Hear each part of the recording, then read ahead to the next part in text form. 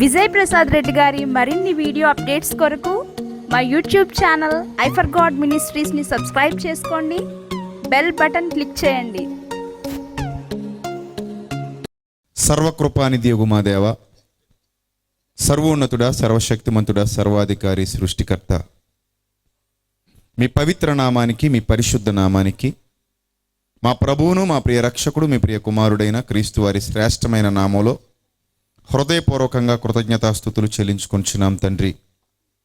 దయగలిగిన మా దేవ, ఈ ప్రత్యేకమైన సభ ద్వారా ప్రియులైనటువంటి మీ పిల్లలందరి సమక్షంలో విలువైన మీ జ్ఞాన సంగతులు మీ పిల్లలకు వివరించడానికి మీరు మాకిచ్చిన ఈ గొప్ప అవకాశం కొరకు ఏమిచ్చి మీ రుణం తీర్చుకోగలం తండ్రి. ప్రభువా, మీ సత్యవాక్యాన్ని సరిగా విభజించి ఉపదేశించడానికి గాను మీ సమయోచితమైన జ్ఞానాన్ని, మరి ముఖ్యంగా మా యందు మీరు నివసింపజేసిన మా అందరి ఆదరణకర్త అయిన పరిశుద్ధాత్ముని సహాయాన్ని మెండుగా ప్రసాదించండి.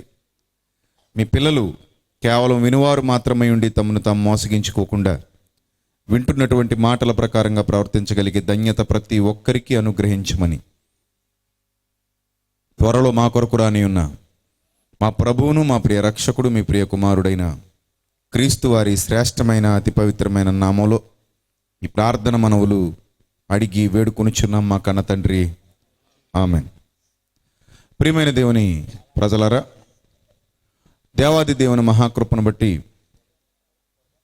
ఈ 2వ వార్షికోత్సవానికి నేను రావడానికి దేవుడు ఒక చక్కటి అవకాశాన్ని కల్పించారు. అందును బట్టి ఆయనకి కృతజ్ఞతాస్తుతులు చెల్లిస్తున్నాను. సోదరులు మాట్లాడుతూ వారి యొక్క టీంకి క్రీస్తు రాయబారులు అని పేరు పెట్టుకోవడం, ఆ టీం అనేక ప్రాంతాలకు వెళ్ళి సువార్త ప్రకటిస్తున్నాము అని చెప్పడం నిజంగా హర్షించదగిన విషయం, చాలా సంతోషదాయకం. ఆ పేరు వాళ్ళకి ఎవరు సూచించారో నాకు తెలియదు, కానీ అది చాలా అద్భుతమైన, అమూల్యమైన, బైబిల్ గ్రంథంలో లిఖించబడిన ఒక బాధ్యతను గుర్తు చేసేటువంటి పేరు అది. అర్థమవుతుందా? మన మీద దేవుడు ఏ భారాన్నైతే మోపాడో, క్రైస్తవుల మీద దేవుడు ఏ భారాన్నైతే మోపాడో, ఆ భారాన్ని స్ఫురింపజేస్తూ, దానిని ప్రత్యక్షపరుస్తూ, ఈ సమాజంలో మనం క్రీస్తు పక్షాన నిలబడినప్పుడు ఏ విధంగా ముందుకు వెళ్ళాలి అనే వాస్తవాలను తెలియజేస్తూ ఒక అత్యద్భుతమైన సందేశాన్ని ఇముడ్చుకున్నటువంటి పేరు క్రీస్తు రాయబారి. ఎప్పుడో క్రీస్తుకు పూర్వం సుమారు 900 సంవత్సరాల క్రిందట, క్రీస్తుకు పూర్వం సుమారు 900 సంవత్సరాలు అంటే నేటికి 2900 సంవత్సరాలు. ఆ క్రిందట కాలంలో దావీదు కుమారుడైనటువంటి సొలొమోను కొన్ని జ్ఞానయుక్తమైన సామెతలు రచించాడు. ఆ కాలంలో ఆ సామెతలు వినడానికి అనేక దేశాల నుండి, అనేక ప్రాంతాల నుండి రాజులు, అధికారులు, గొప్పవారుగా పిలువబడిన వారు యెరూషలేముకు వెళ్ళేవారు. అక్కడికి వెళ్ళి అతడి దగ్గర ఆ జ్ఞానాన్ని నేర్చుకుని తమ తమ దేశాలకు తిరిగి వెళ్ళిపోయేవారు. అలా ఎందరికో సుమారు 2900 సంవత్సరాల క్రిందటే జ్ఞానాన్ని నేర్పించినటువంటి ఘనుడు, గొప్పవాడు, గొప్ప చక్రవర్తి ద కింగ్ సాల్మన్. ఆ కింగ్ సాల్మన్ రాసినటువంటి సామెతల గ్రంథంలో వ్రాయబడిన ఒక అద్భుతమైన విషయాన్ని ఇప్పుడు మీరు జాగ్రత్తగా పరిశీలన చేయగలిగితే, సామెతల గ్రంథం 13వ అధ్యాయము 17వ వచనం జాగ్రత్తగా చూడాలి. సామెతల గ్రంథం 13వ అధ్యాయము 17వ వచనం, 13, 17. దుష్టుడైన దూత కీడునకు లోబడును. జాగ్రత్తగా చూడండి. దూత అన్న, రాయబారి అన్న ఒకటే ప్రియులారా. దూత అన్న, రాయబారి అన్న ఒకటే. దూత అంటే సమాచారమును చేరవేయువాడు అని అర్థం. రాయబారి అంటే సమాచారమును అందించేవాడు, రెండింటికి ఒకటే అర్థం వస్తుంది. దూత అన్న అదే అర్థం వస్తుంది, రాయబారి అన్న కూడా అదే అర్థం వస్తుంది. ఇక్కడ ఇద్దరు రాయబారుల గురించి మాట్లాడుతున్నాడు, మీరు జాగ్రత్తగా గమనించాలి. దేవునికి అసలు మోమాటం ఉండదు. మనుషులుగా మనకు మోమాటం ఉంటుందేమో కానీ దేవునికి అసలు మోమాటమే ఉండదు. ఆయన మనకి చెబుతూ మనల్ని కూడా అన్నాడు, మోమాటము లేని వారై ఉండుడి. చివరికి యేసుక్రీస్తు ప్రభు వారి బోధ కూడా ఎవరిని లక్ష్య పెట్టని బోధ. శాస్త్రులు పరిచయాలు ఆయన దగ్గరకు వచ్చి మాట్లాడేటప్పుడు అంటారు, నీవెవరిని నీ లక్ష్య పెట్టని వాడవనియు, నీవు మోమాటము లేనివాడవనియు మేము ఎరుగుదుము అంటారు. మీరు చాలాసార్లు దైవ గ్రంథంలో ఆ విషయాన్ని చదువుకునే ఉంటారు. అంత ఖచ్చితమైన బోధ మన రక్షకుడైన యేసుక్రీస్తు ప్రభు వారి బోధ. ఆయనది మోమాటం లేని బోధ. ఇక్కడ దేవుడు తెలియజేస్తూ ఇద్దరు దూతల గురించి మాట్లాడుతున్నాడు. నెంబర్ 1, దుష్టుడైన దూత. ఈ దుష్టుడైన దూత దేనికి లోబడతాడట? కీడుకు లోబడతాడు. అంటే రెండు రకాలైన దూతలను మనం ఇక్కడ చూస్తున్నాం. కీడుకు లోబడేవాడు దుష్టుడైన దూత. దుష్టుడు అనగానే సాతాను సంబంధి. సాతాను సంబంధిగా మారిపోయినటువంటి దూత ఎవడైతే ఉన్నాడో ఈ దూత కీడుకు మాత్రమే లోబడిపోతాడు, మేలుకు లోబడడు. మేలు చేయాలన్న ఆలోచనకు లోబడడు. ఈ జీవితం అశాశ్వతం కదా. అశాశ్వతమైన ఈ జీవితంలో మనం ఎంతకాలం ఉంటాం? ఇంతలో కనబడి అంతలో మాయమైపోయే ఆవిరి వంటి జీవితం కదా. నా కళ్ళ ముందే ఎంతోమంది కాలగర్భంలో కలిసిపోతున్నారు కదా. నేనెంతకాలం ఉంటాను ఇక్కడ? నా జీవితం ఎంతకాలం నడుస్తుంది ఇక్కడ? దేవునికి ఒకవేళ అన్యాయం చేస్తే నా బ్రతుకు ఏమైపోతుంది? నేను దేవుని ఎదుట యథార్థంగానే ఉండాలి. మనుష్యుల మెప్పు నాకు వద్దు, దేవుని మెప్పు కావాలి. నేను మనుష్యుల కొరకు బ్రతకూడదు, దేవుని కొరకు బ్రతకాలి. ఆయన చెప్పిన సమాచారాన్ని ఉన్నట్టుగానే ప్రజలకు బోధించాలి తప్ప నా స్వార్థపూరితమైన ప్రయోజనాల కోసం నేను ఏమాత్రం దాన్ని వక్రీకరించకూడదు. చావైనా బ్రతుకైనా ఏదైనా సరే నేను నా దేవుని కొరకే ముందడుగు వెయ్యాలి. ఇలాంటి భావాలు దుష్టుడైన దూత దగ్గర కనబడవు ప్రియులారా. దుష్టుడైన దూత దగ్గర ఇలాంటి భావాలు కనబడవు. అందుకే దేవుడు ప్రత్యక్షంగా రాయిస్తున్నాడు, దుష్టుడైన దూత కీడుకు లోబడిపోతాడు, కీడును తవ్వి తీసుకొస్తాడు, కీడుకు లోబడి కీడు వెంట పరుగులు తీస్తాడు. వాడు నిత్యాగ్ని దండనకు వెళ్ళిపోయేంత వరకు వాడికి ఈ విషయం అర్థం కాదు.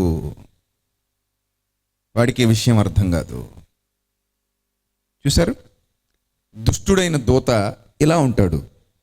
ఆ తర్వాత అంటున్నాడు, నమ్మకమైన రాయబారి, ఔషధం వంటివాడు అన్నాడండి. నమ్మకమైన ఈ క్రీస్తు రాయబారుల సహవాస సువార్త కదా.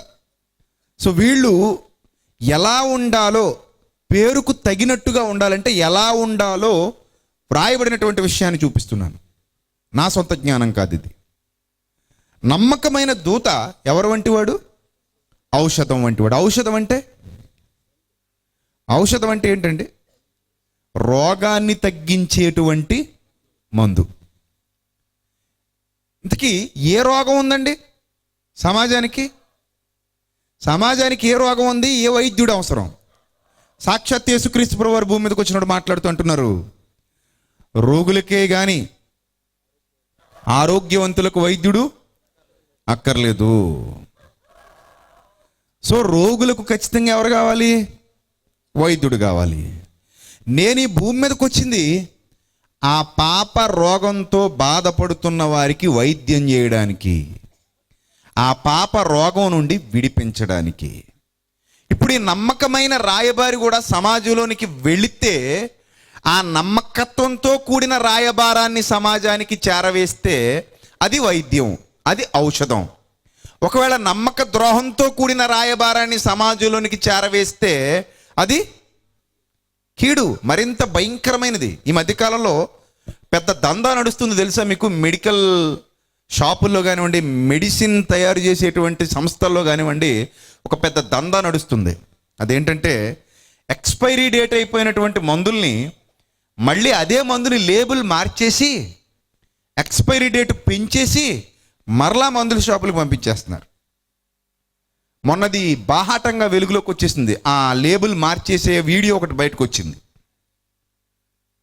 అంటే ప్రజల ప్రాణాలతో చెలగాటలాడుతున్నారు. మనం ఏం చేస్తాం? మందుల షాప్ దగ్గరికి వెళ్తాం, మందులు తీసుకుంటాం, రోగం వచ్చింది, అది చిన్నపిల్లలకు కూడా, చిన్నపిల్లల మందుల విషయంలో కూడా కనికరం లేదు ఈ దౌర్భాగ్యులకి. డబ్బే ప్రధానం వీళ్ళకి. మనం వెళ్తాం, మందుల షాపులకు వెళ్తాం, తీసుకుంటాం, డేట్ చూసుకుంటాం, ఎక్స్పైరీ డేట్ అంటుంది, మ్యానుఫ్యాక్చరింగ్ ఎప్పుడు జరిగింది, సో రెండు చూసుకుని టాలీ వేసుకున్న తర్వాత పర్లేదు ఇది మింగేయచ్చు అని మింగేస్తాం. కానీ వాస్తవానికి అది ఆల్రెడీ డేట్ అయిపోయింది, దాని మీద లేబుల్ మార్చేశారు. మరి ఇలా ఎంతోమంది ప్రాణాలతో చెలగాట ఆడుతున్నారు. రేట్ ఎక్కువ మందులు ఉంటాయి, ఒక ట్యాబ్లెట్ 400, 300, 500 ఇలా ఉన్న ట్యాబ్లెట్లు ఉంటాయి. వాటిని పడేయటానికి మనసు రాక, సో అలాంటి ట్యాబ్లెట్లకు కూడా లేబుల్ మార్చేసి చాలామంది జీవితాలతో ఆటలాడుకుంటున్నటువంటి పరిస్థితి కొన్ని సంస్థల దగ్గర, కొన్ని కంపెనీల దగ్గర కనబడుతుంది ప్రియులారా. మరి అలాంటి వాళ్ళను మనం ఏ విధంగా చూడాలి? వాళ్ళ వల్ల ఏంటి ప్రయోజనం సమాజానికి? వాళ్ళ వల్ల రోగం తగ్గకపోగా రోగం మరింత పెరిగిపోతుంది, ఎక్కువైపోతుంది. రోగం తగ్గదు సరిగదా, మరింత ఎక్కువైపోతుంది. కాబట్టి వైద్యుడు అనేవాడు చాలా జెన్యూన్ పర్సన్ అయి ఉండాలి. ఎక్కడ ఏ విషయంలోనూ కూడా తన నమ్మకత్వాన్ని కోల్పోకూడదు. వైద్యుణ్ణి సమాజం ఒక ఉన్నతమైన స్థితిలో చూస్తుంది. ప్రియులారా, వైద్యుడి కంటే గొప్పవాడు నన్ను అడిగితే సేవకుడు. దేవుని సేవకుడంటే వైద్యుడి కంటే గొప్పవాడు. ఎందుకు నేను ఇంత గొప్పగా చెబుతున్నానంటే, వైద్యుడు శరీరానికి ఉన్న రోగాన్ని మాత్రమే తీయగలడు, కానీ ఒక నిజమైన సేవకుడు ఆత్మకు పట్టిన రోగాన్ని తీయగలడు. శరీరం మట్టిలో కలిసిపోతుంది ఒక 60-70 ఏళ్ల తర్వాత. ఆత్మకు చావు లేనే లేదు. శరీరం నిష్ప్రయోజనమైనదిగా మట్టిలోనికి వెళ్ళిపోతుందేమో కానీ ఆత్మ చనిపోవడం అనేది జరగదు. ఆత్మకు చావు అనేది ఉండదు. ఈ శరీరాన్ని విడిచిపెట్టిన తర్వాత అది వెళ్ళాల్సిన చోటికి వెళ్ళిపోతుంది. మనం చేసేటువంటి ఈ బోధ, మనం తీసుకుని వెళ్ళేటువంటి రాయబారం, సమాజంలోనికి మనం తీసుకుని వెళ్ళేటువంటి రాయబారం, ఒక నిజమైన సేవకుడు తీసుకుని వెళ్ళేటువంటి రాయబారం ఏదైతే ఉందో అది ఒక మనిషి యొక్క ఆత్మను శుద్ధీకరించేది, ఒక మనిషి యొక్క ఆత్మను చక్కబెట్టేది, అతని బ్రతుకును మార్చేది, అతని జీవితాన్ని మార్చేది, అతని ఆలోచనను మార్చేది, సాతాను పక్షాన ఉన్న వారిని దేవుని పక్షానికి నడిపించేది, నశించి నరకానికి వెళ్ళిపోవాలనుకుంటున్న వారిని పరలోకపు బాటలో నిలువబెట్టేది. ఇంత గొప్ప సేవ రాయబారులు చేస్తున్నటువంటి సేవ. ఒక నమ్మకమైన రాయబారి ఔషధంలా కనబడుతున్నాడు అటు దేవుడికి. నిజమే ప్రియులారా, రోగంతో ఉన్నప్పుడు మందుని చూస్తే ఎంత ధైర్యంగా ఉంటుందండి మనకి? ఉండదు. 102 డిగ్రీలు జ్వరంగా వస్తుంది అనుకోండి, ట్యాబ్లెట్లు వచ్చాయనుకోండి, ఆ ట్యాబ్లెట్లోంచి ఆ ప్యాకెట్లోంచి ఆ ట్యాబ్లెట్ చించి మన చేతిలో పెట్టి గ్లాస్తో నీళ్ళు ఇచ్చి లోపల వేసుకున్నప్పుడు ఆ మందును చేత్తో పట్టుకుని చూస్తున్నప్పుడు దాని మీద ఎంత గౌరవప్రదమైన భావన ఉంటుంది? ఉండదు? చాలా గౌరవప్రదమైన భావన ఉంటుంది. ఆ మందును చూడగానే ఏదో తెలియని సాంత్వన లభిస్తుంది మనసుకి. ఇది మింగితే నేను స్వస్థపరచబడతాను, ఇది మింగితే నా రోగం తగ్గిపోతుంది, సో ఇది నాకు ఎంతో ఉపయోగకరమైనదని ఒక ప్రేమపూర్వకమైన భావనతో ఆ మందును మనం నోట్లోకి వేసుకుంటాం. సో ఎప్పుడైతే ఆ మందు మనం నోట్లోకి వేసుకున్నామో అది పనిచేయటం ప్రారంభిస్తుంది. ఎప్పుడైతే అది పనిచేయటం ప్రారంభించిందో మన రోగం క్రమేపీ తగ్గుతుంది. సో మందుకున్న విలువ అంత గొప్పది. మందుకున్న విలువ అంత గొప్పది ప్రియులారా. అది విలువ తెలిసిన వాడికి అర్థమవుతుంది, విలువ తెలియని వాడికి అర్థం కాదు. మనకి రోగం లేనప్పుడు ఆ మందు విలువ తెలీదు. రోగం ఉందని అర్థమైతే ఆ మందు విలువ తెలుస్తుంది. ఇప్పుడు సమాజాన్ని పట్టి పీడిస్తున్నటువంటి రోగం HIV వ్యాధి, మీ అందరికీ తెలుసు. ఇంకా దానికి మందు కనుగొనలేదు. ఎయిడ్స్ వ్యాధికి ఇంకా మందు కనుగొనలేదు. ఎయిడ్స్ ఉన్నోడికి అనిపిస్తుంది దీనికి మందు దొరికితే బాగుండు, లేనోడికి ఏమనిపించదు.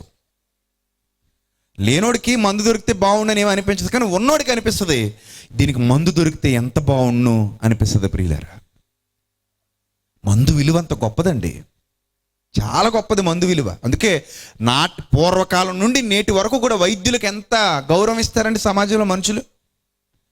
ఆర్ఎంపీ వైద్యుడైనా, ఎంబీబీఎస్ వైద్యుడైనా, వైద్యుడు అనేసరికి మన దృష్టిలో ఎలా ఉంటుందండి? ఇంటికి రాగానే గౌరవంగా చూస్తాం. ఏమండి, మనం మంచం పడ్డప్పుడు ఆ డాక్టర్ గారికి ఫోన్ చేసి వచ్చేస్తున్నారట, దారిలో ఉన్నారట, వచ్చేసారట అని అనగానే డాక్టర్ గారు గొంతు వినబడగానే మంచం మీద ఉన్నోడికి ఏదో తెలియని ధైర్యం, అమ్మయ్య వచ్చేసాడు, ఒక ఇంజక్షనో లేకపోతే ట్యాబ్లెటో ఏదో ఇస్తాడు, నాకు తగ్గిపోతుంది, సాయంత్రానికి కొంచెం లేచి నిలబడి తిరగగలుగుతాను, పోనీలో ఈయన వచ్చాడు అన్న ధైర్యం మనకు ఉంటుంది. అందుకే వైద్యులకి మనం చాలా విలువనిస్తాం, వైద్యుల్ని మనం చాలా గౌరవిస్తాం. కానీ ప్రియులరా, బాహాటంగా చెబుతున్నాను మీ అందరి ఎదుట, వైద్యుడి కంటే ఎక్కువ గొప్పవాడు దేవుని సేవకుడు.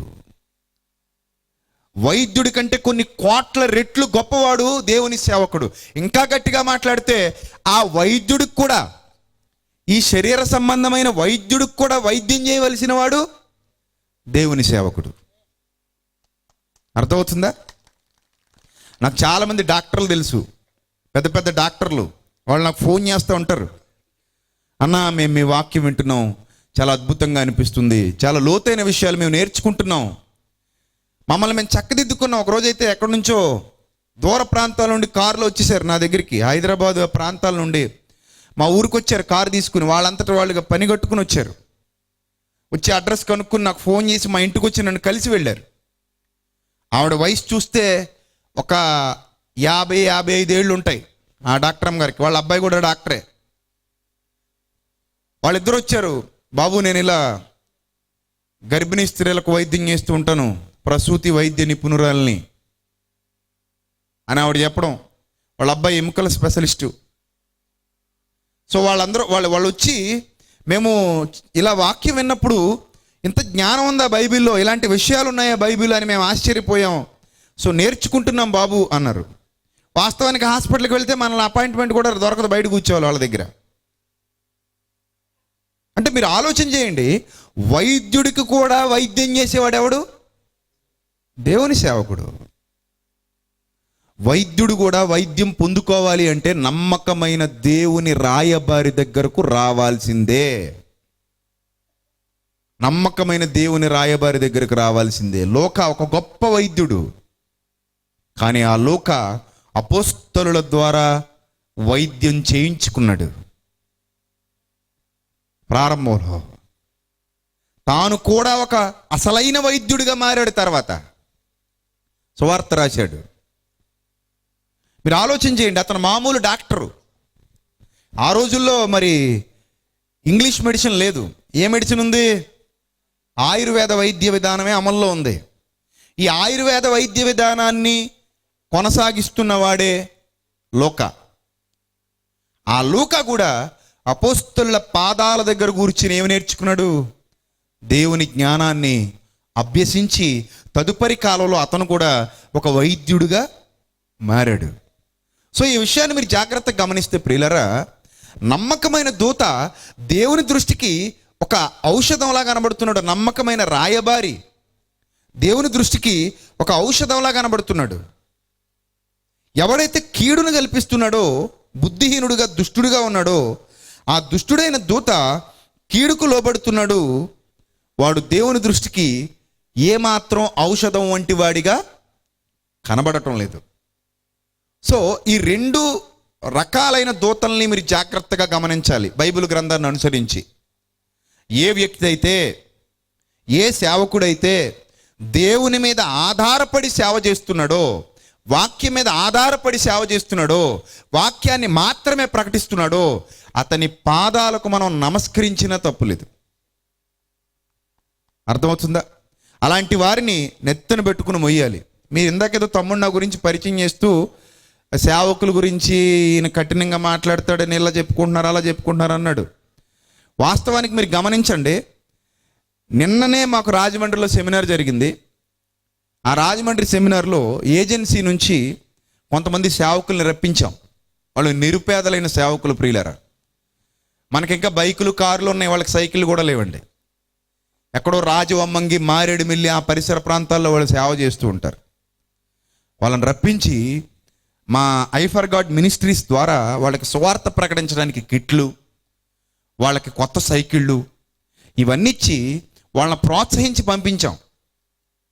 వాళ్ళకి చెప్పాం, మీరు ప్రతి సంవత్సరం రండి, మీ నుంచి మేమేం ఆశించాం, మీకు మా చేతనైంది మీకు ఇస్తాం, మీ సేవలో మేము ఇంకా మిమ్మల్ని బలపరుస్తాం, మీకు సత్యవాక్యపు లోతులు నేర్పిస్తాం, బైబిల్ ఎలా బోధించాలో నేర్పిస్తాం, సమాజంలోకి ఎలా వెళ్ళాలో నేర్పిస్తాం, మతోన్మాదులను ఎలా ఎదుర్కోవాలో నేర్పిస్తాం, వాళ్ళు అడిగే ప్రశ్నలకు మీరు ఎలా సమాధానాలు ఇవ్వాలో నేర్పిస్తాం.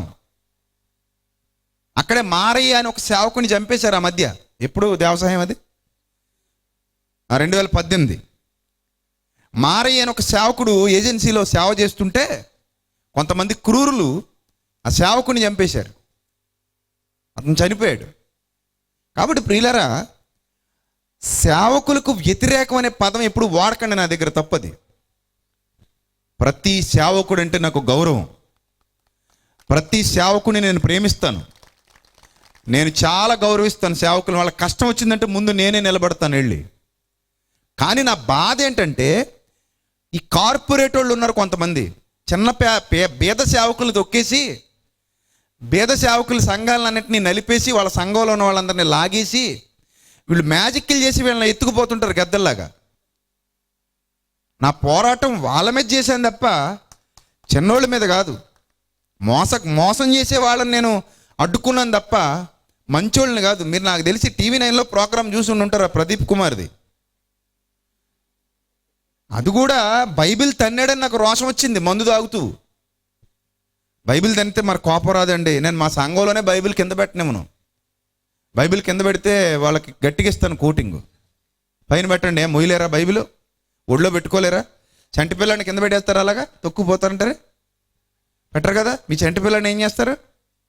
ఒళ్ళో పెట్టుకుంటారు. అంటే చంటి పిల్లాడు అంటే మీకు అంత మక్కువ, బైబిల్ అంటే మక్కువ లేదా? బైబిల్ అలా కింద పెట్టి తొక్కుకుంటూ తిరుగుతారా మీరు? కాళ్ళ దగ్గర పెట్టి తన్నుకుంటూ తిరుగుతారా? సో అక్కడే నేను ఒప్పుకోను.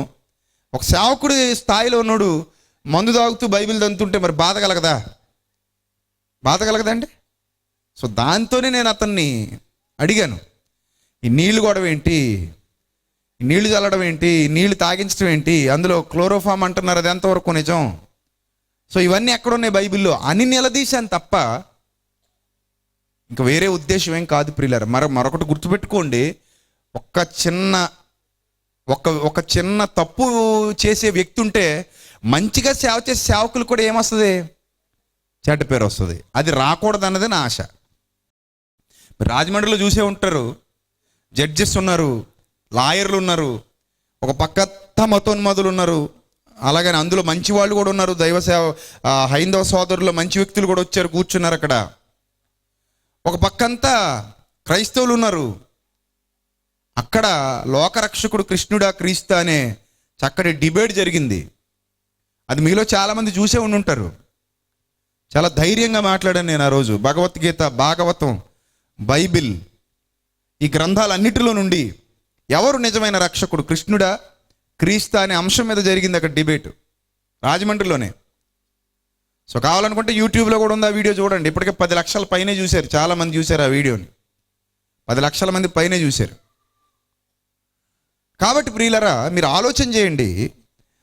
దేవుని యొక్క సేవ అనగానే అందరి సేవకుల సమ్మేళనంతో జరిగేది ఐక్యత, సహోదరుల ఐక్యత. ఆ ఐక్యత లేనినాడు మనం సేవ చేయలేం. సో ఈ ఐక్యత కూడా ఎలా ఉండాలంటే వాక్యానుసారమైనదై ఉండాలి. ఆ వాక్యానుసారమైన సేవ చేసే ప్రతి సేవకుణ్ణి ఆ హోదా చూడకూడదు. అతను కారులో వచ్చాడా, లేకపోతే సైకిల్ మీద వచ్చాడా, అది కాదు మనం చూడాల్సింది. అతను యథార్థవంతుడా కాదా? యథార్థవంతుడైతే అతను సైకిల్ మీద వచ్చినా సరే నువ్వు అతని పాదాల దగ్గర కూర్చోవడంలో తప్పేమీ లేదు. అతన్ని గౌరవించడంలో ఏ తప్పు లేదు. ఎందుకంటే అతడు నమ్మకమైన రాయబారి. ఈ రోజుకి కూడా ఎందరో సేవకులు, నేను అనేక ప్రాంతాలు తిరుగుతూ ఉంటాను, అనేక దేశాలు కూడా తిరుగుతూ ఉంటాను. ఆ ప్రాంతాల్లో నాకు ఎందరో సేవకులు తారసపడుతూ ఉంటారు. వారిలో యథార్థంగా సేవ చేస్తున్న ఎందరో సేవకులు ఉన్నారు. వాళ్ళందరికీ నా నిండు వందనాలు ప్రభు పేరట. అలాంటి వారి సేవ ఇంకా ఘనంగా జరగాలి. దేవుడు వాడికి తోడై ఉంటాడు. వాళ్ళు ఇంకా అభివృద్ధి పొందాలి. కానీ విచిత్రం ఏంటంటే ఈ రోజుల్లో అలాంటి సేవకుల్ని ఎవరు ప్రోత్సహించట్లేదు. నిజం ప్రియులారా, అలాంటి సేవకులను ప్రోత్సహించట్లేదు. మాయ మాటలు చెప్పి గారడీలు చేసే వాళ్ళ దగ్గరికే పోతున్నారు. ఏమన్నా నేను అడుగుతాను, మీ అయ్యగారి వల్ల కాంది వేరే వాడి వల్ల అయిపోద్దా? ఇక్కడ నుంచి అక్కడ పోతారు ప్రార్థనకని. అంటే మీ సంఘంలో బైబిల్ లేదా? మీ అయ్యగారి దగ్గర ప్రార్థన లేదా? ఆయనకి శక్తి లేదా? ఆయన వదిలేసి అక్కడ జరగనిది ఏదో ఎక్కడో జరుగుద్దని వెళ్ళిపోతున్న విశ్వాసులు లేరా? లేరా చెప్పండి. పలానా ఊరు వెళ్తే ఏదో జరుగుద్దటండి, అక్కడ పోతారు. పలానా ఊరు 7 వారాలు వెళ్ళాడంటే అక్కడ పోతారు. పలానా ఎక్కడో కొండ మీద ఉందంటే కొండ మీద పోతారు. ట్రైన్ ఎక్కిపోతుంటారు, బోల్డ్ అని ఛార్జీలు పెట్టుకుపోతుంటారు. మీ సంఘంలో ఉన్న సేవకుడి దగ్గర శక్తి లేదా? శక్తి లేకుండానే నిన్ను క్రీస్తులకు నడిపించగలిగాడా? రక్షణ మార్గంలోకి నడిపించగలిగాడా? ఇవన్నీ ఆలోచించరు. ఏమండి? తప్పు ప్రియులారా. అది నువ్వెక్కడున్నావో అక్కడ బైబిల్ బాగా చదివితే, బైబిల్ బాగా నేర్చుకునే తపన తాపత్రయం నీలో ఉంటే, దేవుణ్ణి నువ్వు అడిగితే నోరు తెరిచి మోకరించి, ప్రభువా నాకు సహకరించు, ప్రభువా నన్ను వెలిగించు, ప్రభువా నాకు నేర్పించు అని నువ్వు మనస్ఫూర్తిగా బైబిల్ చదవగలిగితే, దేవుడు ఏదో ఒక రూపంలో నీకు మార్గాన్ని తప్పకుండా చూపిస్తాడు. నువ్వు ఉన్న చోటే నిన్ను వెలిగిస్తాడు, నువ్వు ఉన్న చోటే నిన్ను నిలబెడతాడు. ఒకనొక రోజు ఒక సేవకుడు నాకు ఎదురయ్యాడు. ఆయన చాలా పెద్దవాడు. ఆయన చాలా రోజులుగా సేవ చేస్తున్నాడు. ఆయన అంటాడు కదా, నాకు ఇల్లు కూడా గడవట్లేదండి అంటాడు. అయ్యా మీరు చాలా పెద్దవారు కదా, మీకు ఎందుకు ఇల్లు గడవట్లేదు అంటే, నేను యథార్థంగానే సేవ చేస్తున్నానండి, ఎవరి మీద ఆధారపడలేదు. మంచిది, మరి సంఘం ఏం చేస్తుంది, మిమ్మల్ని పోషించట్లేదా? సంఘానికి మీరు సత్యవాక్యమే చెబుతున్నారు కదా అంటే, ఆయన అంటున్నాడు, చాలామందిని కన్నాను, అందరూ నన్ను వదిలి వెళ్ళిపోయారు. చూడండి, చాలామందిని కంటే అందరూ ఆయన ఏం చేశారట? వదిలి వెళ్ళిపోయారు. ఎంత తప్పు చూడండి ఇది. ఒకవేళ ఆ సేవకుడు అక్రమంగా నడుచుకునేవాడైతే, అక్రమంగా నడుచుకుని ప్రతి సహోదరుడి యొద్ద నుండి తొలగిపోవాలి. కానీ సక్రమమైన వాడైతే తొలగిపోకూడదు. అది చాలా తప్పు. ఇంకా అలాంటప్పుడు ఐక్యతే ఉంది, అలాంటప్పుడు ప్రేమే ఉంది, ఇంకా అలాంటప్పుడు దేవుని కొరకు నిలబడ్డమే ఉంది. ఆలోచించండి ప్రియులారా. కాబట్టి 2 కోణాల్లో, ఈ 2 మార్గాల్లో మనం ఏ మార్గంలో ఉన్నాం అనేది ఈ రాత్రే పరిశీలన చేసుకోవాలి. ఇప్పటికిప్పుడే. నెంబర్ 1 ఏంటి? దుష్టుడైన దూత కీడుకు లోబడును. నువ్వు ఎవడివి? దుష్టుడివా? సాతాను పక్షాన నిలబడ్డావా? ధనానికి లొంగిపోయేవాడివా? లోకాశలకు లొంగిపోయేవాడివా? భయపడేవాడివా? ఆత్మశక్తి లేనివాడివా? దేవుని యొక్క శక్తిని ఆశ్రయించని వాడివా? దైవ గ్రంథాన్ని ధ్యానించని వాడివా? ఇవన్నీ పరీక్షించుకుంటే, ఇలాంటి జీవితం నీలో ఉంటే నువ్వు దుష్టుడైన దూతవే. లేదు, నమ్మకమైన రాయబారి, బలా నమ్మకమైన మంచి దాసుడా అని నీ తండ్రి నీకు కితాబిచ్చే బ్రతుకును బ్రతుకుతుంటే, లోకమంతా నీకు వ్యతిరేకమైపోయినా పర్వాలేదు, నీ పక్షాన దేవుడు ఖచ్చితంగా నిలబడతాడు. గుర్తుపెట్టుకోండి. లోకమంతా నిన్ను వదిలేసినా పర్వాలేదు, దేవుడు ఖచ్చితంగా నీ వెన్ను తట్టి నిన్ను ముందుకు నడిపిస్తాడు. అందుకే నేను ఎప్పుడు చెప్తూ ఉంటాను, మా పిల్లలందరికీ చెప్తాను, సేవకులుగా తర్పీదు పొందుతున్న వాళ్ళందరికీ చెప్తాను, అరే నాన్న, మీరు మనుషుల మీద ఆధారపడి సేవ చేయకండి. మీరు ఎవరి మీద ఆధారపడి సేవ చేయండి? దేవుని మీద ఆధారపడి సేవ చేయండి. దేవుని నడిపింపున్న సేవకుడు ఫలభరితంగా ఉంటాడు. మనకు నడిపింపు ఎవరిది కావాలి? దేవుని నడిపింపు కావాలి, ఆత్మ నడిపింపు కావాలి. సో నువ్వు ఎప్పుడైతే దేవునికి లోబడే సేవ చేయటం ప్రారంభిస్తావో, దేవునికి లోబడి సువార్త చేయటం ప్రారంభిస్తావో, నీ సువార్త 2 ఏళ్ళేంటి, 3 ఏళ్ళేంటి, 10 ఏళ్ళు, 20 ఏళ్ళు, క్రీస్తు రాకడ వరకు కొనసాగుతూనే ఉంటుంది. నీ ప్రాణం పోకడ వరకు కొనసాగుతూనే ఉంటుంది. ఇందాక నేను లోపల కూర్చోగానే వీళ్ళు చెప్తున్నారు, ఈ క్రీస్తు రాయబారులు, అన్న మేము చాలా కష్టపడి చేస్తున్నాం, మేము వ్యాన్ కొనుక్కున్నాం, పలానా ప్రాంతానికి వెళ్తుంటాం, అక్కడికి వెళ్ళి వాక్యం ప్రకటించి వస్తూ ఉంటాం, మా ఖర్చులు మేమే భరిస్తాం, సేవకులందరితో సత్సంబంధాలు కలిగి ఉంటాం, అక్కడ ఉన్న సేవకులు కూడా మాకు సపోర్ట్ చేస్తూ ఉంటారు. సో ఈ విధంగా మా పరిచర్య ముందుకు సాగుతుంది. ఎస్, నమ్మకత్వంతో అది సాగుతూనే ఉంటుంది. నమ్మకత్వం నీలో ఎప్పుడైతే లోపిస్తుందో అది ముందుకు సాగినా ఫలభరితంగా ఉండదు. ఒక గొడ్డు చెట్టు ఉంటుంది, చాలా ఎత్తు ఎదుగుద్ది. ఎవడికి కావాలి? ఫలాలు ఉండవు దానికి. ఒకటి చిన్న మొక్కే ఉంటుంది, హైబ్రిడ్, టక్ టక్ మన వస్తాయి ఇంతంత కాయలు. దేన్ని ఇష్టపడతారు చెప్పండి? కడియం వెళ్ళారనుకోండి, హైబ్రిడ్ జామ మొక్క ఇమ్మని అడిగారనుకో, వాడు జామ మొక్క ఇస్తాడు. ఎంత ఉంటుందో తెలుసా? అది మహా అయితే 4 కూడా ఉండదు. ఆ మాత్రం అయ్యేసరికే గుత్తులు జాంకాయలు దింపేస్తుంది. రైతుకి ఎంత నచ్చుతుందండి అది. పెరట్లో ఎక్కువ చోట ఆక్రమించదు, చిన్న చోట వేసుకున్నా సరిపోద్ది, కాయలు సమృద్ధిగా వస్తుంటాయి. సో అది తిన్నప్పుడు చాలా రుచిగా కూడా ఉంటుంది. వేసుకున్న రైతు చాలా హ్యాపీ ఫీల్ అవుతాడు. అదే చెట్టు ఊరంతా ఎత్తెదిగి కొమ్మలతో విస్తరించేసి కిందనేమో గోడలు పడగొట్టేసి అంత వేళ్ళు తన్నేసి అంతా అయిపోయిన తర్వాత పైకి చూస్తే ఒక పిండి కూడా లేదనుకోండి, ఎందుకు? దానివల్ల ఉపయోగం ఉందా? ఉపయోగం లేదండి. ప్రియులారా, గుర్తించండి, నమ్మకమైన రాయబారిగా మనం ముందుకు కదిలితే దేవుడు చాలా సంతోషిస్తాడు. ప్రియులారా, మనందరి మీద ఆ బాధ్యత ఉంది. ఈ సమయంలో మీకు ఒక విలువైన సంగతిని చెప్పి నా మాటలు ముగిస్తాను. కొన్ని విలువైన సంగతులు మీకు చెప్తాను, జాగ్రత్తగా వినండి. దేవుడు ఈ భూమి మీద పుట్టించుకునేటప్పుడు, ప్రతి మనిషిని పుట్టించుకునేటప్పుడు దేవుడు ఏమనుకుంటాడో తెలుసా?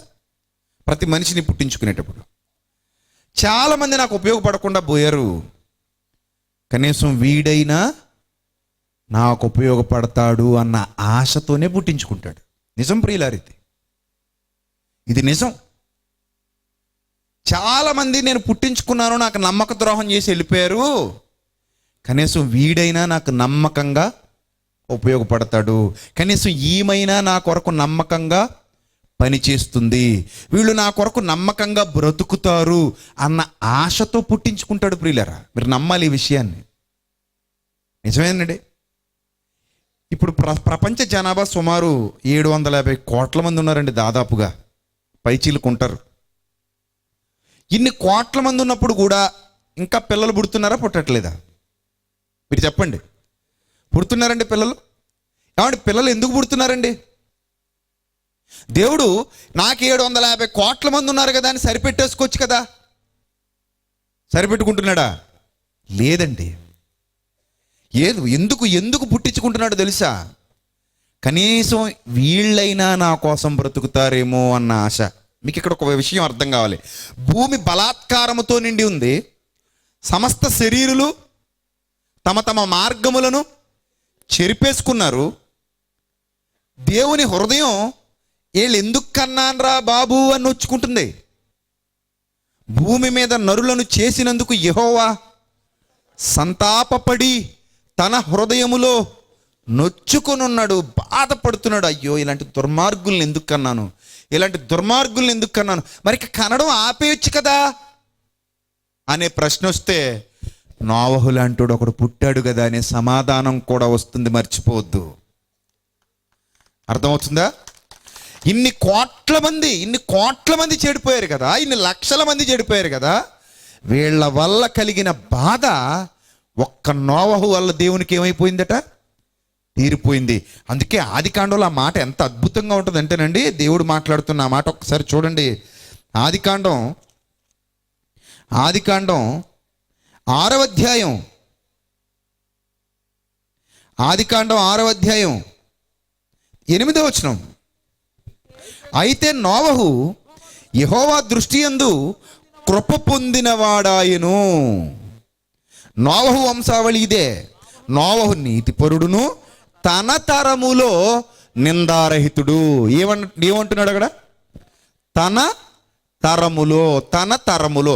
తరము అంటే 100 మంది ఉండొచ్చు, 1000 మంది ఉండొచ్చు, లక్షల మంది ఉండొచ్చు, కోట్ల మంది ఉండొచ్చు. వాళ్ళెవరి వల్ల దేవునికి కలగని సంతోషం ఎవరి వల్ల కలుగుతుందమ్మా? ఒక్క నోవహు వల్ల కలుగుతుంది. మీరు గమనించండి, లక్షల మంది, కోట్ల మంది దేవునికి వ్యతిరేకం అయిపోయినా ఒక్కడైనా నా కొరకు నిలబడకపోతాడా అన్న ఆశతో దేవుడు నరులను పరిశీలిస్తూ ఉంటాడు. వాళ్ళందరినీ తుడిచేసిన ఒక్కడైనా రాకపోతాడా? ఒక్కడైనా. రైతు ఎలాగైతే ఆశతో పంట కొరకు ఎదురు చూస్తుంటాడో, దేవుడు కూడా అలాగే మన కొరకు ఎదురు చూస్తూ ఉంటాడు. ఈ సంవత్సరం పంట పోయిందని రైతు వేయడం మానేస్తాడా? మళ్ళీ వచ్చే సంవత్సరం మళ్ళీ వేస్తాడు కదా. ఆశ ఆశ అండి. ఈ సంవత్సరం పోతే పోయింది, వచ్చే సంవత్సరం అయినా మళ్ళీ పంట వస్తుందేమో. వీళ్ళు చెడిపోతే చెడిపోయారు, కనీసం పుట్టించుకున్నాడైనా దేవుని కోసం బ్రతుకుతాడేమో అన్న ఆశతో పుట్టించుకుంటున్నాడు. అందుకే రోజు రోజుకి పిల్లలు పుడుతూనే ఉన్నారు. ప్రియులారా, ఈ చేతిలో ఉన్న చంటి బిడ్డలను చూస్తే మీకు అర్థం కావాలి. అది మీ కళ్ళ ముందు ఉన్న చంటి బిడ్డలను చూస్తే మీకు అర్థం కావాలి. మనం ఎద్దుల్లో ఎదిగాం, దేవుని కోసం బతకం. చాలామంది ఉన్నారు సమాజంలో, దేవుని కొరకు బ్రతకరు, దేవుని కొరకు ఆలోచించరు, ఆయన నామ మహిమార్థమై జీవించాలనుకోరు.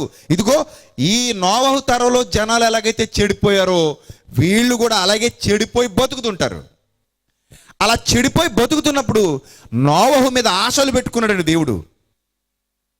నోవహు మీద ఆశలు పెట్టుకున్నాడు. చూడండి ఏం చెప్తున్నాడు నోవహుతో. భూలోకము 11వ వచనం, దేవుని సన్నిధిని చెడిపోయి ఉండేను. అంటే మనుషులందరూ చెడిపోయారు, ఒక్కడే ఒక్కడు నిలబడ్డాడట ఆ తరంలో. ఈ తరంలో నువ్వు ఎందుకు కాకూడదు అలా? నేను అడుగుతున్నాను నిన్ను సూటిగా ఈ రాత్రి, ఈ తరంలో నువ్వు ఎందుకు కాకూడదు అలా? అందరూ చెడిపోయారు మీ ఊర్లో, నువ్వు ఒక్కడు నిలబడితే ఎంత సంతోషంగా ఉంటాడో తెలుసా నీ తండ్రి? అందరూ పాడైపోయారు మీ వీధిలో, నువ్వు ఒక్కడు నిలబడితే ఎంత సంతోషంగా ఉంటాడో తెలుసా నీ కన్న తండ్రి? అందరూ పాడైపోయారు నీ జిల్లాలో, నువ్వు ఒక్కడు నిలబడు, ఎంత ఆనందంగా ఉంటాడో తెలుసా? అలా ఒక్కడు నిలబడితే ఆ ఊరి మీదకి వచ్చే ఉగ్రతను కూడా ఆపుతాడు ఆయన, ఆ ఒక్కడి కోసం. ఇది నిజం. అబ్రహాం అడుగుతాడు, ప్రభువా 50 మంది ఉంటే వదిలేస్తావా? 50 మంది ఉంటే వదిలేస్తావు ప్రభు అంటే, ఓకే అబ్రహామా చూడు, 50 మంది ఉంటే వదిలేస్తాను చూడు. తగ్గుతూ వస్త సంఖ్య, అబ్రహాము తగ్గించుకుంటూ వస్తాడు కిందికి కిందికి కిందికి, చివరి నెంబర్ వరకు వస్తాడు. దేవుడు ఉన్నారేమో చూడు, వదిలేస్తానంటాడు. ఎంత ప్రేమ అండి దేవునికి! ఆ ఒక్కడి కోసం ఆయన వెతుకులాట, ఆ ఒక్కడి కోసమేనండి ఆయన వెతుకులాట. ఒక్కడైనా ఉండకపోతాడా అని ఆశ. 3 పిల్లలు ఉన్నారనుకోండి తండ్రికి, 2 చూడటం మానేశారనుకోండి, ఆ ఒక్కడి మీద ఆశ పెట్టుకుని బతుకుతాడా బతకడా? బతుకుతాడా బతకడా? బ్రతుకుతాడు. అలాంటి తండ్రులు చాలామంది ఉన్నారు. వాళ్ళు వచ్చి అంటారు, పెద్దోడు వదిలేశాడండి, మధ్యలోడు వదిలేశాడు, 3వవాడు ఉన్నాడండి మాతో, వాడేనండి మమ్మల్ని బాగా చూసుకుంటున్నాడు, వాడి మీదే ఆశ పెట్టుకుని బతుకుతున్నామండి, వాళ్ళు లేకపోతే మేము చచ్చిపోవడమే, మా బతుకు ఇంకా వేస్ట్ అంటారు. అంటే 2 పిల్లలు ఉన్నప్పటికీ, వాళ్ళు తండ్రిని సరిగా చూడనప్పటికీ, ఈ ఒక్క కుమారుడు ఆ 2 కుమారుల కంటే కూడా ఎక్కువ సంతోషాన్ని ఎవరికి మిగులుస్తున్నాడు? తండ్రికి మిగులుస్తున్నాడు.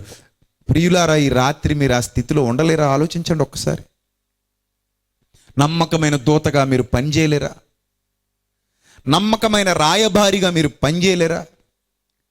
ప్రపంచం అంతా చెడిపోయిందండి. నోవహు దినములు ఎలాగుండెనో, మనుష్య కుమారుని దినములు కూడా సేమ్ టు సేమ్ డిట్టో, తేడా ఉండదు, సేమ్ డిట్టో.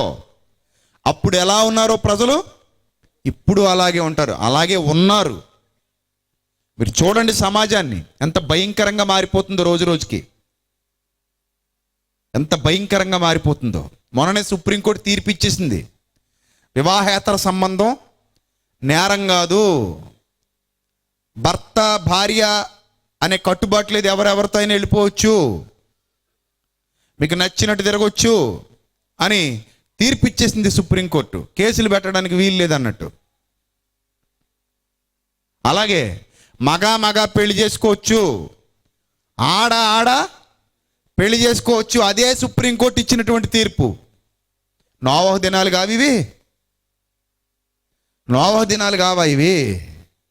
భూమి మరలా ఎలా నిండిపోతుంది? బలాత్కారముతో నిండిపోతుంది. దేవుని సన్నిధిని చెడిపోతుంది. క్రీస్తు రాకడ దగ్గర పడుతుంది. ప్రజలు తమకు నచ్చిన మార్గాల్లో వెళ్ళిపోయి తమ మార్గాన్ని చెరిపేసుకుంటున్నారు. ఇలాంటి సిచ్యువేషన్లో రాయబారి అవసరం. ఒక నమ్మకమైన ఔషధం లాంటి వాడు అవసరం. అలా నువ్వెందుకు మారలేవని నిన్ను అడుగుతున్నాను ఈ రాత్రి. నువ్వెందుకు మారలేవు అలాగా? అందరూ వెళ్ళే దారిలోనూ నువ్వు వెళితే నీ తండ్రికి సంతోషమే ఉంటుంది. అందరూ చెడిపోయారండి, నేను మాత్రం పవిత్రంగా ఉండి ప్రయోజనం ఏంటని అంటావా?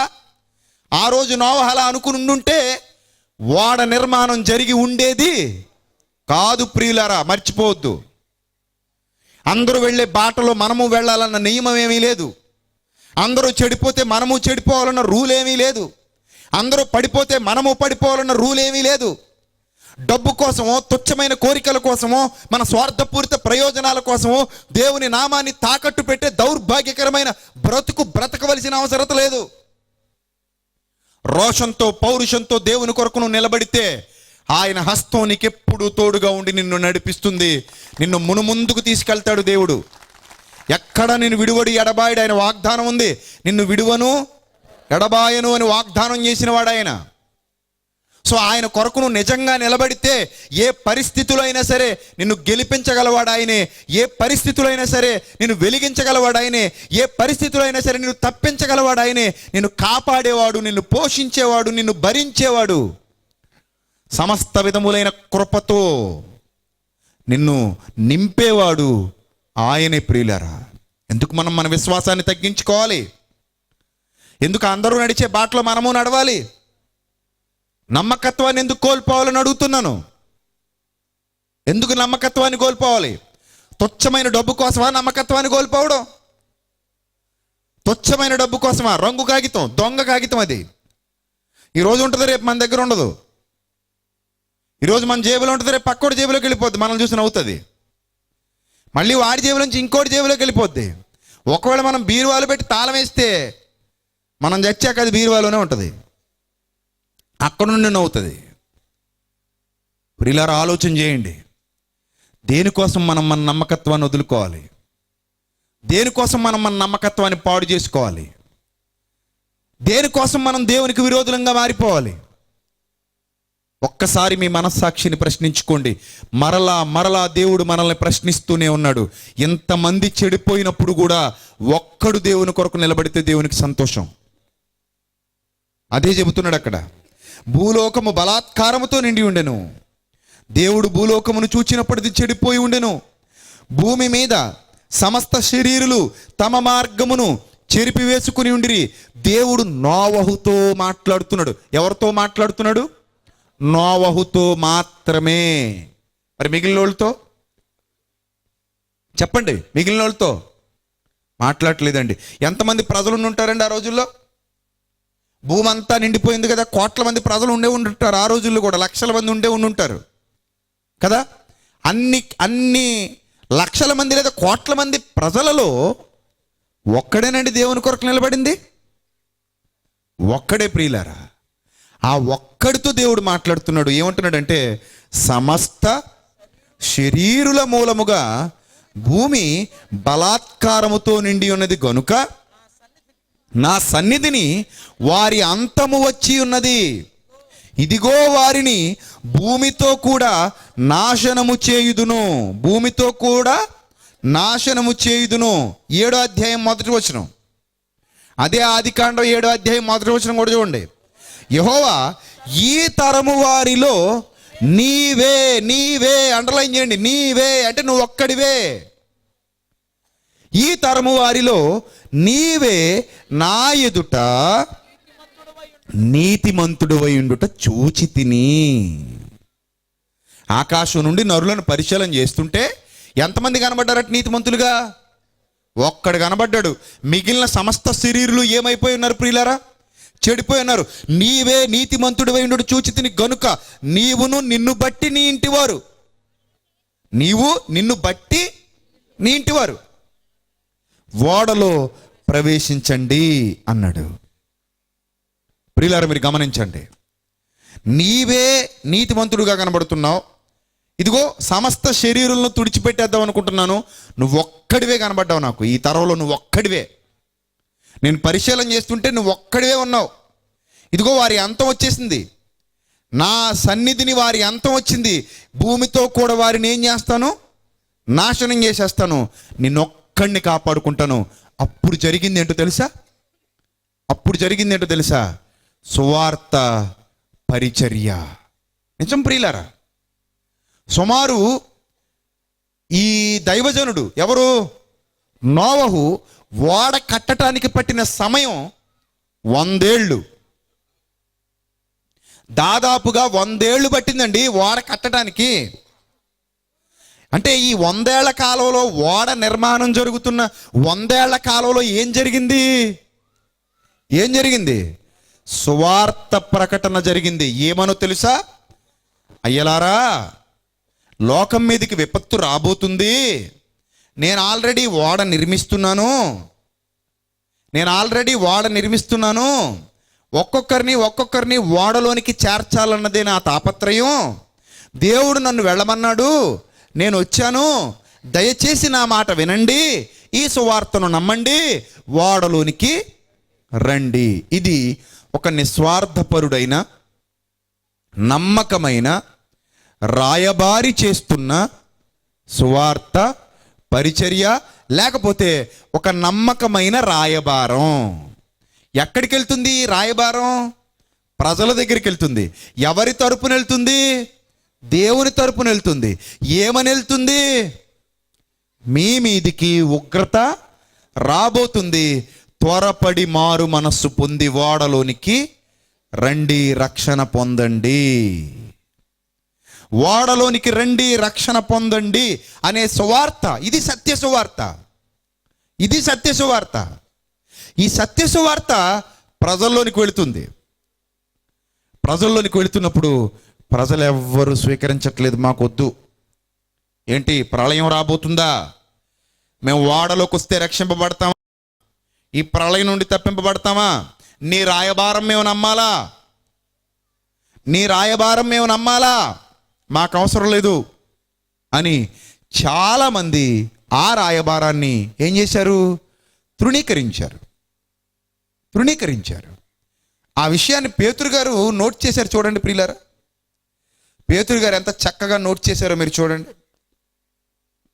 పేతురు గారు రాసిన పత్రికలో ఎంతో అద్భుతంగా పేతురు గారు నోట్ చేశారు ఈ విషయాన్ని.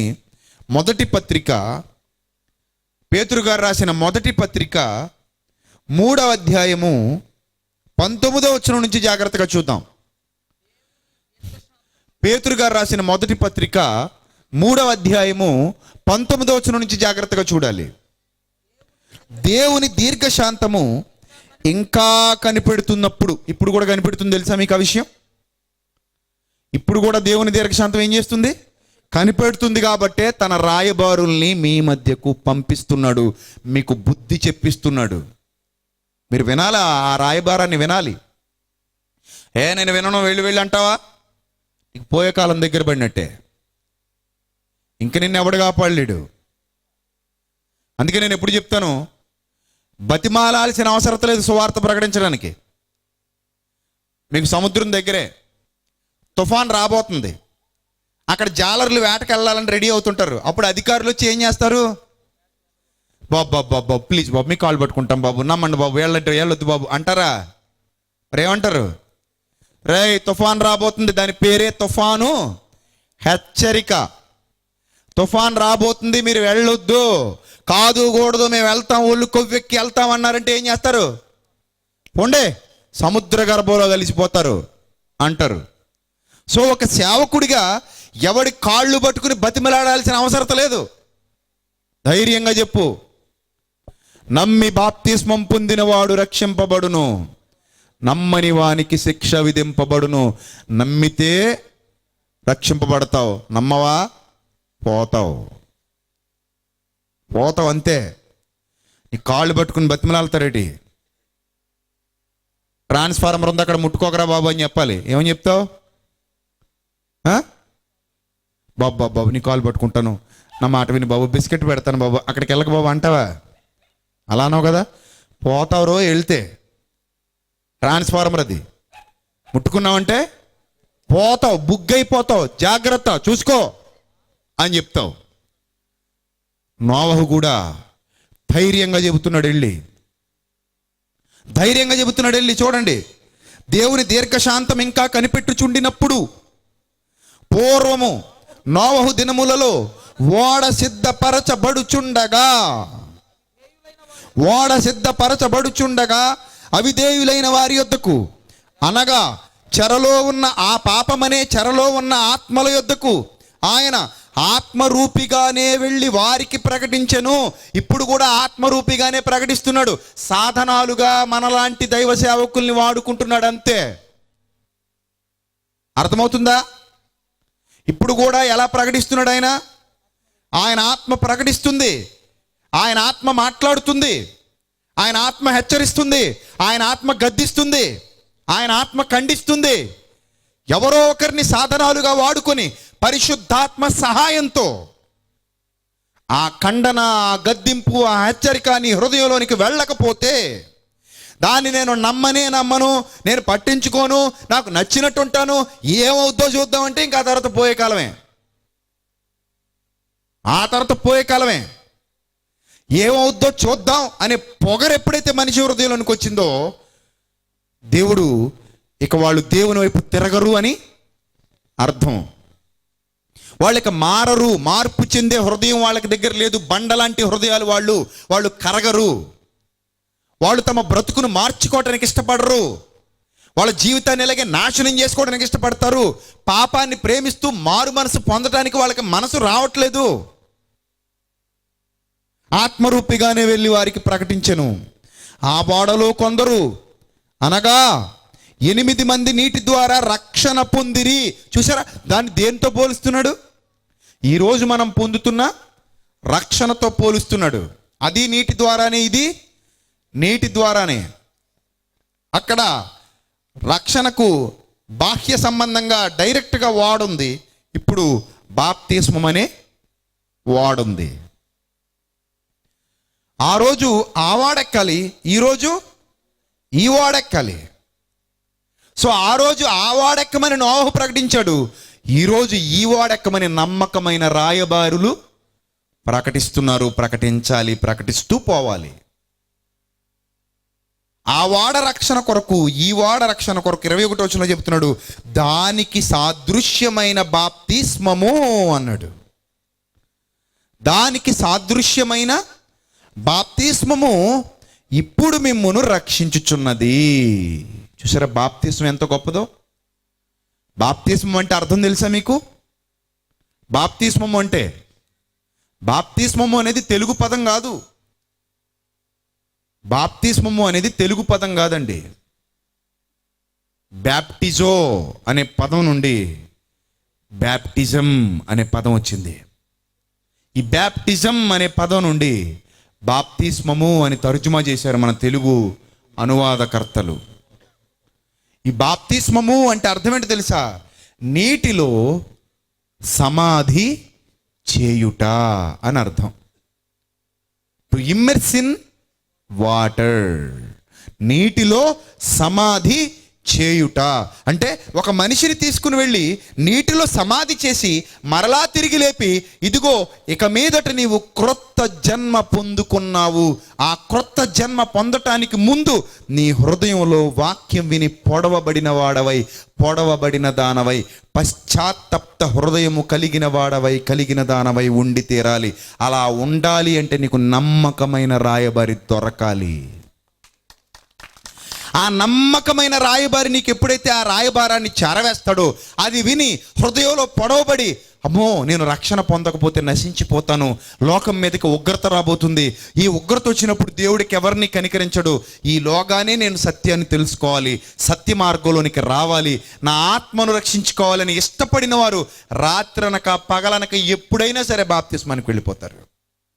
అపోస్తలుడైన పౌలైతే రాత్రికి రాత్రి ఏమిచ్చేశాడు? బాప్తిస్మాలు ఇచ్చేశాడు. ఒక మనిషి మారు మనస్సు పొందిన వెంటనే ఏమిచ్చేయాలి? బాప్తిస్మం ఇవ్వాలి. వాడు రక్షణలోనికి వచ్చేయాలి, వాళ్ళలోకి వచ్చేయాలి. అప్పటి నుంచి అక్కడ రక్షణలోకి వచ్చాక ఎదగడం ప్రారంభించాలి. ప్రియులారా, మీరు గమనించండి, ఒకనాడు ఇదే విధానాన్ని నమ్మకమైన రాయబారిగా నోవహు ప్రకటిస్తుంటే చాలామంది వినటానికి మనసు అంగీకరించలేదండి. వాళ్ళు ఆ రోజు ఆ జలప్రలయంలో ఏమయ్యారట? కొట్టుకుపోయారు. తలుపు వేసేశాడు, ఓడ తలుపు మూసేశాడు. నోవహు మూస్తే తీస్తాడేమో జాలిపడి, దేవుడు మూస్తే తీయడం అనేది ఉండదు. అందుకే నోవహు, అది నీ పని కాదు, నా పని. ఓడ తలుపు మూసేశాడు, కిటికీ తలుపులు మూసేశాడు. ప్రచండ వర్షం కురుస్తోంది, భయంకరమైన ఉగ్రత భూమి మీదకి వచ్చింది. డబ్బు రక్షించగలదా అనినప్పుడు చెప్పు, డబ్బు రక్షించగలదా? ఎన్ని కోట్లు దాచిపెడతావు లోపల, ఎన్ని లక్షలు దాచిపెడతావు?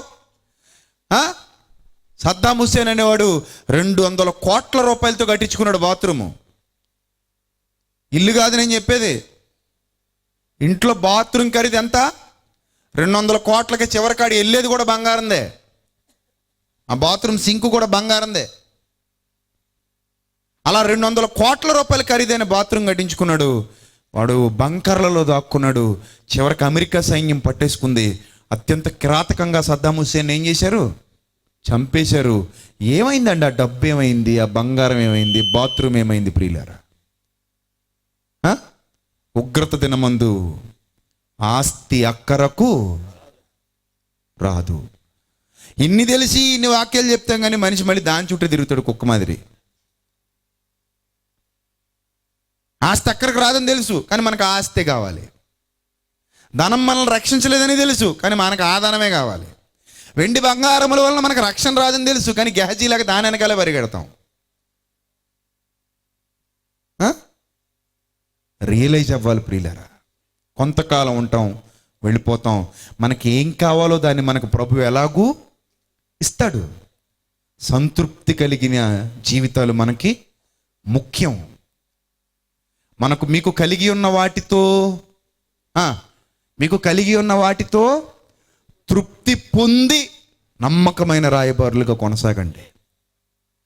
లేనిది కావాలని ఆశించడం ప్రారంభించినప్పుడే సాతాను నీ దగ్గరకు వస్తాడు. అవ్వ అలాగే ఆశించింది, దేవతల్లా అయిపోదాం అనుకుందేమో మనసులో, అందుకు వచ్చాడు. అమ్మ తింటావా? తింటే నువ్వు నిజంగానే దేవతలా ఉంటావు అన్నాడు. తినేసింది. దేవత కాదు కదా, అడుక్కు దీనికి రాకుండా పనికి రాకుండా పోయింది.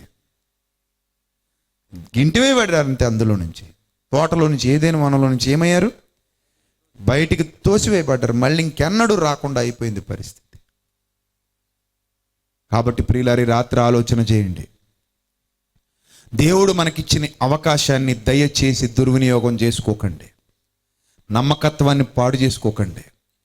మన ముందటి తరాల్లో భక్తులు ఎవరో కూడా లేనిది కావాలని కోరుకోలేదు, దేవుడిచ్చిన దాన్ని పోగొట్టుకోలేదు, నమ్మకంగా సేవ చేశారు. అది సంఘమైన, విశ్వాసైన, సంఘ పెద్దయినా, సేవకుడైనా, ఎవరైనా సరే దేవుని ఎదుట ఎలా ఉండాలి? నమ్మకంగానే ఉండాలి. నమ్మకత్వం లేని వాళ్ళు విశ్వాసులైన, సేవకులైన, సంఘ పెద్దలైన ఎవరైనా సరే దేవుడికి అవసరం లేదు ప్రియులారా. మనం ఎప్పుడైతే మన నమ్మకత్వాన్ని కోల్పోతామో అప్పుడు దేవుడు మనల్ని విడనాడతాడు. దేవుడు మనల్ని విడనాడితే మన జీవితం ఎందుకు పనికిరాదండి. మళ్ళీ చెప్తున్నాను, ఎందుకు పనికిరాదు. నువ్వు అనుకోవచ్చు, ఏం పర్లేదులే, నా గొప్పతనం నాకు ఉందిలే అనుకోవచ్చు. నీ గొప్పతనం ఏం కాపాడలేదు నిన్ను. నీ శక్తి నిన్ను కాపాడలేదు, నీ బలం నిన్ను కాపాడలేదు, నీ అధికారం నిన్ను కాపాడలేదు. ఆయన క్రింద లోబడి జీవించే జీవితమే నిన్ను కాపాడుతుంది. ఆయనకు సంపూర్ణంగా నువ్వు చేసుకున్న సమర్పణ అది నిన్ను కాపాడుతుంది. నోవహు ఓడలోనికి వెళ్ళగలిగాడంటే 100 ఏళ్ల పాటు ఎంత నమ్మకంగా ఉన్నాడు చెప్పండి ప్రియులారా. 100 ఏళ్ల పాటు కష్టపడి కట్టాడండి ఓడ, కష్టపడి. మొన్ననే పురావస్తు శాస్త్రవేత్తల తవ్వకాల్లో అరరతు పర్వతాల్లో ఆ ఓడ బయటపడింది. అరరతు పర్వత ప్రాంతాల్లో, టర్కీ దేశంలో, టర్కీ పరిసర ప్రాంతాల్లో ఆ ఓడ బయటపడితే శాస్త్రవేత్తలే ఆశ్చర్యపోయారు. పురావస్తు శాస్త్రవేత్తలు. నివ్వెరపోయిందండి ప్రపంచం. బైబిల్ ముందు సాష్టాంగ నమస్కారం చేయాలి ఎవడైనా సరే. పిచ్చికోతలకు వస్తున్నారు ఈ మధ్యకాలంలో. పిచ్చికోతలు, ఇది బైబిల్ సైన్స్కి వ్యతిరేకం, బైబిల్ ఎలా వ్యతిరేకం. దిక్కుమాలిన గ్రంథాలు ఏమైనా అనుకూలమా బైబిల్ కంటే గొప్పవి? అవి ఓపెన్ చేస్తే అర్థమైపోద్ది, ఇలా బతుకు బండారం మొత్తం బయటపడిపోద్ది. బైబిల్ని మించిన పుస్తకం లేదు. రొమ్మెరుచుకొని చెప్తాను సమాజంలో, బైబిల్ని మించిన పుస్తకం లేదని. బైబిల్లో వ్రాయబడిన సైంటిఫిక్ ఎవిడెన్సెస్ గుట్టలుగా చూపిస్తాం. ఎవడొచ్చినా సరే వాడు ఎంత స్కాలర్ అయినా సరే, అలాంటి ఎన్నో అద్భుతమైన విషయాలు బైబిల్ గ్రంథంలో పొందుపరచబడ్డాయి. చరిత్రకు నిలువెత్తు ఆధారం బైబిల్. నిన్ననే రాజమండ్రిలో మాట్లాడాను. కావాలంటే ఐఫర్గాడ్ లైవ్లో ఉందో చూడండి యూట్యూబ్లో. ఈజిప్ట్ దేశంలోని పిరమిడ్ల చరిత్ర, నేటికి ప్రపంచాన్ని నివ్వెరపరుస్తున్న మమ్మీల చరిత్ర, 4000 లేదా 3600 సంవత్సరాలుగా ఎప్పటికీ శవాలు కుళ్ళిపోకుండా కాపాడబడుతున్నాయంటే ఎంబామింగ్ ప్రక్రియ అంటారు దాన్ని, ఎంబామింగ్. ఇప్పుడు లేటెస్ట్ సైన్స్ ప్రకారంగా ఎంబామింగ్ చేస్తున్నారు. కానీ 3600 సంవత్సరాల క్రిందట ఆ ఈజిప్ట్ దేశంలో, ఐగుప్తు దేశంలో శవాల్ని భద్రపరిచేటువంటి తెలివితేటలు, జ్ఞానం వాళ్ళకి ఎక్కడిది? ఎవరు చేశారు దాన్ని? ఆ ప్రక్రియ ఎవరు పూర్తి చేశారు? అది ఎలా కొనసాగింది? ఇవన్నీ మాట్లాడాను మొన్న. లైవ్లో ఉన్నాయి చూడండి. యూట్యూబ్లో వెసులుబాటు ఉన్నవారు, అవకాశం ఉన్నవారు ఐఫర్గాడ్ లైవ్ అని టైప్ చేస్తే మీకు అన్ని దొరుకుతాయి. కాబట్టి ప్రియులరా, బైబిల్ అద్భుతమైన పుస్తకం, మహోన్నతుని గ్రంథం, సాక్షాత్తు దైవ గ్రంథం.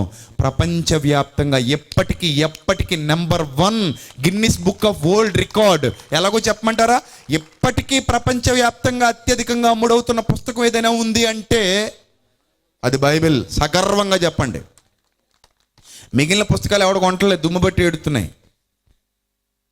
మిగిలిన పుస్తకాలు ఎవడు కొంటలే, కానీ బైబిల్ కొంటున్నారు. దానికి కారణం అది దైవ గ్రంథం. అందులో వ్రాయబడిన విషయాలు ప్రపంచానికి తలమానికం. కాబట్టి ప్రియులరా, త్వరలోనే ప్రభువు రాకడ జరగబోతుంది. దేవుడు ఈరోజు సూటిగా నీతో, నాతో, మనందరితో మాట్లాడుతున్నాడు. నమ్మకమైన రాయబారిగా నువ్వు ఉండాలని ఆయన కోరుతున్నాడు. నమ్మకత్వాన్ని నువ్వు నేను కాపాడుకోవాలని కోరుతున్నాడు. ఆయన కొరకు ఉన్నతంగా సేవ చేయాలని కోరుతున్నాడు. సంఘం అంతా, విశ్వాసులందరూ, సేవకులందరూ ఒక్క తాటి మీదకి వచ్చి చక్కగా ఆయన పరిచర్య నమ్మకత్వంతో కొనసాగించాలని కోరుతున్నాడు. కాబట్టి ప్రియులరా, ఈరోజు మన నమ్మకత్వాన్ని మనం విడనాడొద్దు. మనం ఏ స్థితిలో ఉన్నా ఆ స్థితిలోనే ఆయన యందు నిజమైన నమ్మకత్వంతో కూడిన భక్తి కలిగి ఉందాం. నన్ను బలపరచు వాని యందే నేను సమస్తము చేయగలను అనే మాట మీద నిలబడదాం. ఆ మాట మీద మనం ఎప్పుడైతే నిలబడతామో దేవుడు మనతోనే ఉంటాడు, మనం ఆయనతోనే ఉంటాం. ఈ సహవాసం ఇంకా బలంగా మారిపోద్ది, చాలా బలంగా మారిపోద్ది ఈ సహవాసం. అది రుచి చూసిన వాడికి తెలుస్తుంది. అర్థమవుతుందా? అది రుచి చూసిన వాడికి తెలుస్తుంది. కాబట్టి జాగ్రత్త. నువ్వు ఏ స్థితిలో ఉన్నా సరే సాతాను నిన్ను అటు ఇటు లాగాలని ప్రయత్నం చేస్తాడు, నీకు చాలా ఎర్రలేస్తాడు. లొంగిపోకు. దేవుని కొరకు నమ్మకంగా నిలబడు. ఆయన అప్పగించిన పరిచర్య నమ్మకంగా ముగించు. రోషం కలిగిన దేవుని సేవకుడిగా ముందుకు కదులు. ఆ సువార్త వ్యాప్తిలో అలుపెరగని యోధుడిగా ముందుకెళ్ళిపో. ఎన్ని ఇబ్బందులైన, ఇరుకులైన దేవుడు నీకు తోడుగా ఉంటాడు. చివరికి నీ మరణం సమయంలో ఆయన నిన్ను తన హక్కును చేర్చుకుని నీకు తన రాజ్యంలో చోటిచ్చి యుగ యుగాలు ఆయనతో ఆనందించే గొప్ప జీవితాన్ని నీకు ప్రసాదిస్తాడు. అది ఆయన మనకు వాగ్దానం చేసిన నిత్య జీవితం. కాబట్టి ప్రియులారా, ఈ తరంలో ఎంతమంది చెడిపోయిన ప్రజల మధ్యలో నిన్నొక్కడిని ఏర్పరచుకున్నాడన్న విషయాన్ని నువ్వు ఒక్కదానివి గుర్తుపెట్టుకుంటే చాలు. ఈ ప్రసంగం నీ కోసమే. ఇంతమంది చెడిపోయిన మనుషుల మధ్య నన్ను నా దేవుడు ఏర్పరచుకున్నాడట, నన్ను నా దేవుడు ప్రత్యేకపరుచుకున్నాడట. నేను ఆయన కొరకు నమ్మకంగా బ్రతకాలని నన్ను పుట్టించుకున్నాడు. సో నేను ఆయన కొరకు నమ్మకంగా బ్రతకాలి. ఈ భావన నీలోనికి వస్తే చాలు, నువ్వే ఈ తరంలో ఆయన కోసం పుట్టినవాడవు, నువ్వే ఈ తరంలో ఆయన కోసం పుట్టినదానవు. ఈ మాట నీ బ్రతుకులో నెరవేరునుగాక. అది నేను మనస్ఫూర్తిగా కోరుకుంటూ నా మాటలు ముగిస్తున్నాను. తలలు వంచండి, ప్రార్థన చేసుకుందాం. క్రీస్తునందు మమ్మల్ని అధికముగా ప్రేమించిన మా కన్న తండ్రి, సర్వశక్తిమంతుడమైన మా దేవ, సర్వోన్నతుడమైన మా కన్న తండ్రి, మీ పవిత్ర నామానికి, మీ పరిశుద్ధ నామానికి, మా ప్రభువును, మా ప్రియ రక్షకుడు, మీ ప్రియ కుమారుడైన క్రీస్తు వారి శ్రేష్టమైన నామలో హృదయపూర్వకంగా కృతజ్ఞతాస్తుతులు చెల్లిస్తున్నాం తండ్రి. ఇదిగో ప్రభు, ఈ క్రీస్తు రాయబారుల సహవాసం ద్వారా తండ్రి జరుగుతున్న సువార్త పరిచర్య ఇంకనూ ఘనంగా జరిపించండి. వారి కుటుంబాలని, వారికి ఇచ్చిన గర్భఫలాల్ని జ్ఞాపకం చేసుకోండి. వారికి కావాల్సిన వనరులను సమకూర్చితే ఇంకా ముందుకు నడిపించండి. ముఖ్యంగా తండ్రి సత్య సువార్త వ్యాపింపజేసే పిల్లలుగా ఉండినట్లు సహాయం చేయండి తండ్రి. అదేవిధంగా ప్రభా, ఈ వేదిక మీద ఉన్న ప్రతి దైవజనుడిని తండ్రి జ్ఞాపకం చేసుకోండి, వారి సంఘాలని జ్ఞాపకం చేసుకోండి తండ్రి. వారిని ఇంకను బలపరచండి తండ్రి, మీ చిత్తం యొక్క సంపూర్ణతలో నడిపించండి. కడవరి దినాలలో మీ కొరకు ప్రత్యేకమైన సాధనాలుగా వాడబడుటకు, నమ్మకమైన రాయబారులుగా మీ సేవలో కొనసాగుటకు ప్రతి ఒక్కరిని పేరు పేరున సిద్ధపరచుకోమని, వారికి కావలసిన సమస్తాన్ని సమకూర్చమని ప్రాధేయపడుతున్నాను తండ్రి.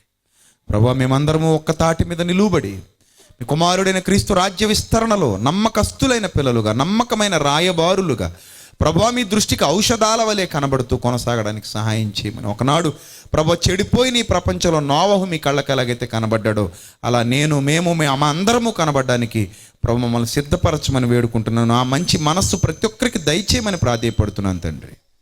ఈ మారుమూల ప్రాంతాలలో నుండి మీ సువార్తను వ్యాపింపజేయాలనే సంకల్పంతో మీ పిల్లలు కదులుతున్నారు. వారిని ఇంకా బలపరచండి, వారి యొక్క ఆలోచనలను ఇంకను ప్రభా ఉన్నతమైన స్థితిలోనికి నడిపించండి. కూడి వచ్చిన మీ పిల్లల్ని, వారి కుటుంబాన్ని కూడా జ్ఞాపకం చేసుకోండి. కష్టపడిన ప్రతి బిడ్డను జ్ఞాపకం చేసుకోండి. వారి ప్రయాణాల్లో తోడే ఉండండి.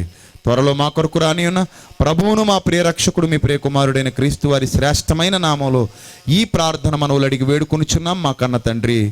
ఆమెన్. అందరికీ వందనాలు. May God bless you all.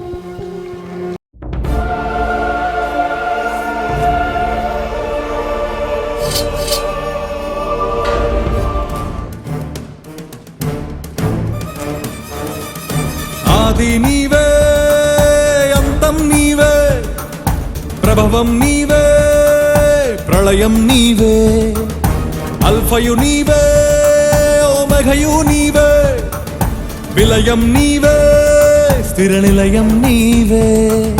గగనం భువనం సకలం నీవే, జగతిని నడిపే జ్యోతివి నీవే. సమరం అమరం సర్వము నీవే, అన్ని నామాలు ప్రణమిల్లే సర్వోన్నత నామం నీవే,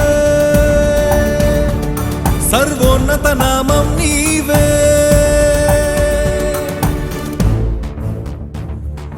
సర్వలోక న్యాయాధిపతి, సర్వలోక న్యాయాధిపతి, సర్వలోక న్యాయాధిపతి, సర్వలోక న్యాయాధిపతి, సర్వలోక న్యాయాధిపతి వాకిట నిలిచియున్నాడు. జనములందరికి ఫలమిచ్చుటకు తీర్పు తీర్చబోతున్నాడు. సర్వలోక న్యాయాధిపతి వాకిట నిలిచియున్నాడు. జనములందరికి ఫలమిచ్చుటకు తీర్పు తీర్చబోతున్నాడు. వేల దూతలతో బూరధ్వనులతో మేఘమండలము పైన యూదా గోత్రపు కదమ సింహముతో కదలి వస్తుంది సేన. క్రీస్తు న్యాయపీఠం ఎదుట ప్రత్యక్షం కావాలందరూ, క్రీస్తు న్యాయపీఠం ఎదుట ప్రత్యక్షం కావాలందరూ.